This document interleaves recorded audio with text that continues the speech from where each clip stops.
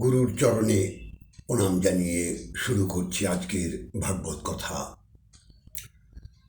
আমরা অনেক সময় বিভ্রান্ত হয়ে পড়ি যে একটা ডিসিশন নিতে, এটা কি করে করব, এটা কিভাবে করব, আধ্যাত্মিক জগতেই। তো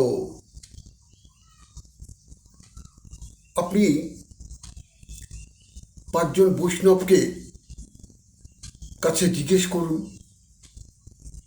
যে কোনো একটা আধ্যাত্মিক বিষয় সম্বন্ধে।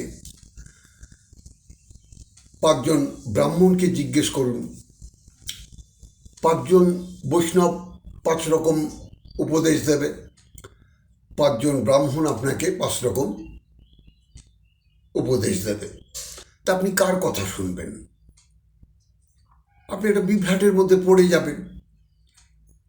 তো আমি বলছি, আপনারা কোনো বিভ্রান্তের মধ্যে না গিয়ে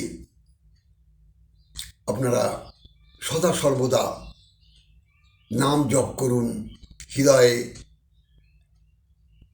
নাম জপ করলে ওই নামই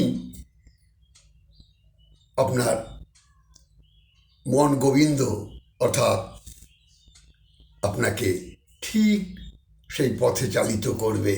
আপনি নিজের ডিসিশন আপনি নিজেই, অর্থাৎ মন গোবিন্দ আপনার ঠিক আপনাকে অন্তরাত্মা বলে দেবে। তাই আপনি নিজের পথ নিজেই তৈরি করে ফেলুন, অর্থাৎ নামের মাধ্যমে। এই হরিনাম প্রেমের যে শক্তি, সেই শক্তির এমন বল, এমন প্রেম, যে প্রেম আপনার অন্তরাত্মাকে শুদ্ধ করে দেবে, আপনার অন্তরাত্মাকে একেবারে হৃদয়ে মলিন করে দেবে।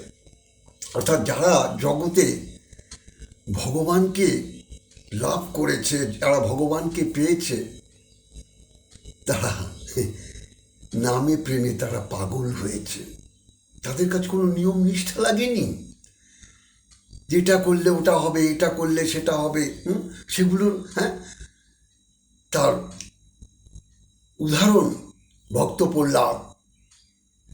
কোনো নিয়মে বাধা ছিল না, সদা সর্বদা কৃষ্ণ কৃষ্ণ বলে কাঁদতেন। জ্ঞান হবার পর থেকেই কখনো কৃষ্ণ নামে হাসে, কখনো নাচে, কখনো কাঁদে, কখনো ধুল হয়ে গড়াগড়ি যায়। ভক্ত ধ্রুবর কথা আপনারা জানেন। হাজার হাজার বৎসর তপস্যা করে ভগবানকে পেয়েছিল।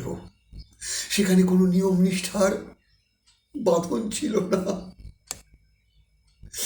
যারাই ভগবানকে লাভ করেছে, যারা ভগবানকে পেয়েছে, আমার ঈশ্বরকে যারা, তাদের কাছে কোনো নিয়ম রীতি রেওয়াজ কোনো বাঁধ ছিল না। এই হৃদয়ের বাঁধ ভেঙে তারা নামে প্রেমে তারা গলিত হয়েছে। রামকৃষ্ণ পরমহংসদেবের কথাই ভাবুন। তিনিও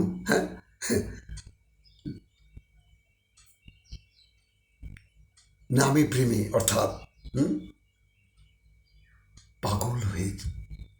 কারণ পাগল না হলে কখনো ভগবানকে লাভ করা যায় না।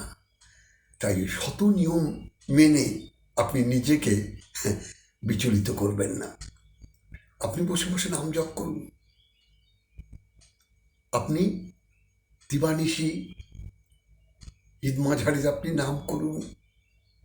নাম প্রেমে একেবারে আপনি, আপনার কারো কাছে যেতে হবে না। আপনি নিজেই মন গোবিন্দ আপনায় ঠিক বলে দেবে। আপনি পথে চলতে থাকুন। জয় রাধে, জয় নিতাই। আপনারা মঙ্গলে থাকুন। মঙ্গলময় আপনাদের মঙ্গল করুন। আমি ঈশ্বরের কাছে এটাই প্রার্থনা করি। জয় রাধে, জয় নিতাই।